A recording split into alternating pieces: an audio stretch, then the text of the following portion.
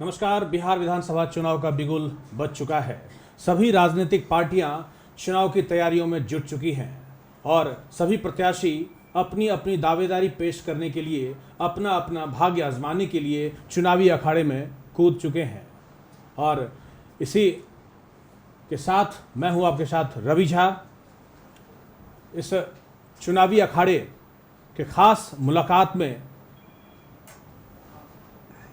हमारे साथ मौजूद हैं स्टूडियो में बरारी विधानसभा क्षेत्र से प्लूरल्स पार्टी की दमदार उम्मीदवार तनुजा राशिद जी। आज मिलवाने जा रहे हैं हम तनुजा राशिद जी से, जो प्लूरल्स पार्टी की उम्मीदवार हैं और पहली बार इस चुनावी अखाड़े में अपना भाग्य आजमाने के लिए तैयार हैं। सबसे पहले केबीसी चैनल को देख रहे सभी दर्शकों को और हमारे बरारी विधानसभा के सभी मतदाताओं को बरारी विधानसभा प्रत्याशी तनुजा राशिद का नमस्कार, सलाम, आदाब। मैं बता दूं कि तनुजा राशिद बरारी विधानसभा क्षेत्र के छोटे से गांव सिक्कट से बिलोंग करती हैं। आइए हम तनुजा राशिद से जानते हैं कि इस चुनावी अखाड़े में, चूँकि ये वर्षों से समाज सेवा के क्षेत्र में काफ़ी अग्रणी भूमिका रही है इनकी, खास करके कोरोना काल में जो इनका योगदान रहा है बरारी क्षेत्र के मतदाताओं के बीच, वहाँ के निवासियों के बीच इन्होंने अपनी अमिट छाप छोड़ी है। इनका योगदान भुलाया नहीं जा सकता है और इसी को लेकर के इस चुनावी अखाड़े में ये कूद चुकी हैं प्लूरल्स पार्टी की दमदार उम्मीदवार बनकर। आइए जानते हैं इनके बारे में और इस चुनाव में ये क्या खास अपनी पार्टी और मतदाताओं के लिए कितना बेहतर साबित होंगी। हाँ जी, बहुत बहुत धन्यवाद रवि जी। तनुजा जी बताइए, सबसे पहले हम जानना चाहते हैं, चूँकि आपका कोरोना काल में जो कार्यकाल रहा है, आम लोगों के बीच आपने काफ़ी सेवा भाव दिखाया है, तो क्या मकसद है इस चुनावी अखाड़े में कूदने का? चूँकि समाज सेवा के क्षेत्र से आप लगातार जुड़ी रही हैं और जहाँ तक जो आपका संघर्षपूर्ण जीवन रहा है, काफ़ी कम उम्र में से संघर्ष आपको करना पड़ा है, जो वैवाहिक जीवन रहा उसमें भी काफ़ी संघर्ष किया आपने, और साथ में आपने जो शिक्षा दीक्षा अर्जित की जी, वो कार्यकाल जो रहा आपका वो संघर्षपूर्ण रहा। एक छोटी सी जानकारी हम चाहेंगे मतदाताओं के बीच, जो है आप अपने बारे में बताइए। जी, सबसे पहले तो मैं बताना चाहूँगी कि मैं सिर्फ कोरोना काल में ही नहीं की हूँ। आप बराबर आप देखते आ रहे हैं कि ये सोशल वर्क जो है हमारा लगभग 5-6 सालों से चला, महिला सशक्तिकरण के ऊपर और महिला एजुकेशन के ऊपर जागरूकता अभियान, इन सब कामों को लेकर हमेशा मैं तत्पर रही।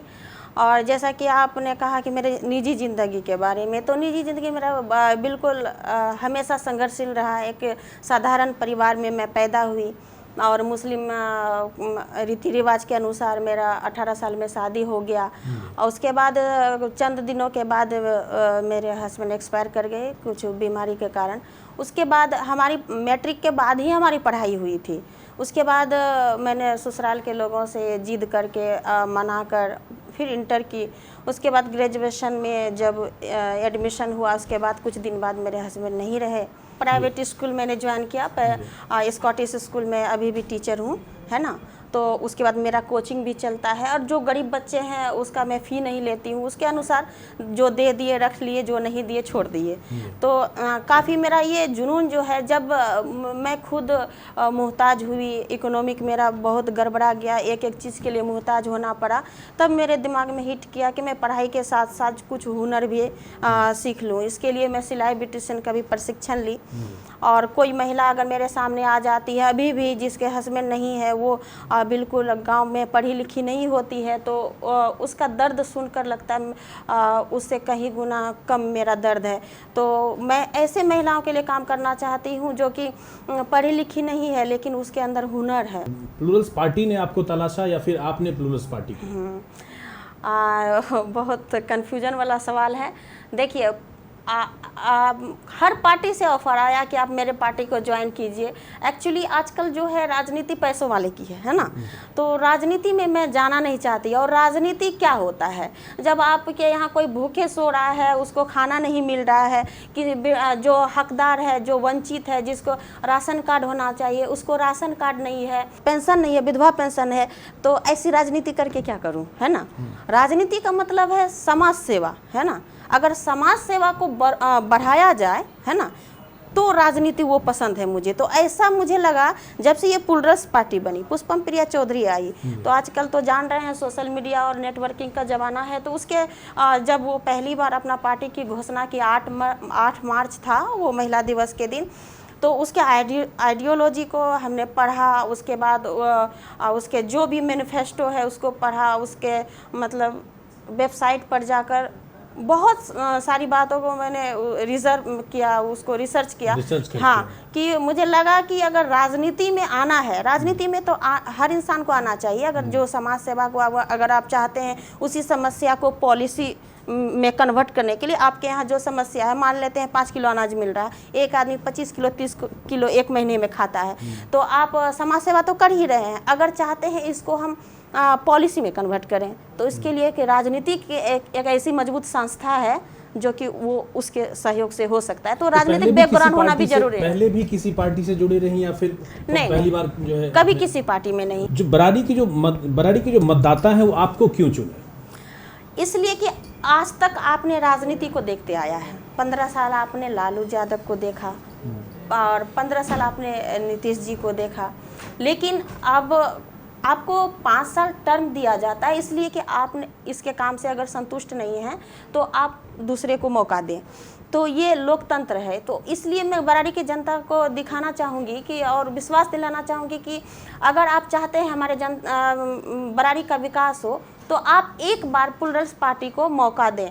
और ये पार्टी जो है ये बिल्कुल बदलाव लाना चाहती है, बिहार को बदलना चाहती है शिक्षा के क्षेत्र में। इसका तो एक ही नारा है, रोजगार रोजगार रोजगार। अभी हमारे यहाँ मजदूर को रोजगार नहीं है, हमारे यहाँ मजदूर का पलायन होता है, यहाँ पर काम ही नहीं है। दिल्ली पंजाब में जाते हैं, अपमानित होते हैं, बिहारी नाम एक गाली नाम जैसा है। तो इसको, इस अपमानजनक नाम जो है इसको हटाना है, इस तरह हमारे बिहार को बनाना है। हर जिले में फैक्ट्री इंडस्ट्री हमारी पार्टी लगाएगी। और जो मैनिफेस्टो इसका बनकर आया है, महिलाओं को घर घर में रोजगार दिया जाएगा, इसके लिए उसको ये बुनकर मशीन दिया जाएगा, ताकि महिलाएं जो घर से बाहर जाएगी टेक्सटाइल मशीन लगा, कुटीर उद्योग को बढ़ावा दिया जाएगा, वो अपना बाहर में काम करेगी। जो महिला घर से बाहर नहीं जाना चाहेगी वो घर में आप उसको जो सरकार के द्वारा, यानी प्लुरल्स पार्टी जब सत्ता में आएगी उसके द्वारा जो बुनकर मशीन दिया जाएगा, वो घर में अपना काम करेगी और उसको मार्केट मिलेगा। तो एक नई पार्टी को क्या लगता है कि जनता मौका देगी? देखिए, यहाँ पे नई और पुरानी की बात नहीं है, ये राजनीति कैसा करना चाहती है, ये अपना जो मैनिफेस्टो क्या लाई है, ये जो एजेंडा लेकर आई है उसको देखने की ज़रूरत है।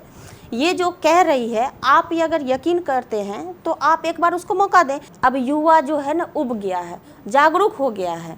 अब क्या हम मंदिर बना लेंगे, मस्जिद बना लेंगे तो उससे हमारा पेट चल जाएगा, हमारी नौकरी हो जाएगी? बरारी में जो मुख्य समस्या है, वहाँ की जो परंपरा है, वहाँ की जो समस्याएं हैं, उनसे निजात आप कैसे दिलाएंगे? जो भी बाढ़ कटा हुआ है, जो लोग बांध पर नहर पर रह रहे हैं, आज 20 साल से जूझ रहे हैं, उसको अभी तक कहीं से सरकारी भूमि नहीं उपलब्ध कराया गया है। वो लोग भूमिहीन हैं और ना ही उसको बासगीत पर्चा बना के दिया गया है। सबसे पहला मेरा काम ये होगा। उसके बाद जो है राशन कार्ड से वंचित है, जो विधवा पेंशन से वंचित है, उनके लिए करेंगे। उसके बाद रोड, ये सब तो कॉमन है। शिक्षा व्यवस्था में सुधार लाएंगे। अगर अच्छे स्कूल होते तो जो सरकारी स्कूल में सरकारी टीचर हैं वो अपने बच्चे को प्राइवेट में क्यों पढ़ाते हैं? कई सारे उम्मीदवार हैं, दावेदारी पेश कर रहे हैं, तो उन समूह के बीच जो है आप अपने आपको कहाँ पा रहे हैं? देखिए, दावेदारी कर रहे हैं, ये सब का हक बनता है, दावेदारी करिए अपने अपने विधानसभा से, इसमें मेरा कोई इंटरफेयर नहीं रहेगा।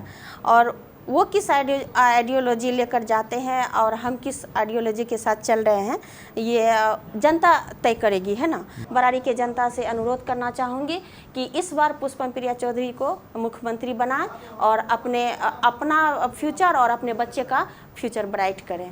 और केबीसी के सभी टीम को बहुत बहुत आभार प्रकट करती हूँ कि आपने मुझे आपके चैनल के द्वारा जनता तक जाने का मौका दिया।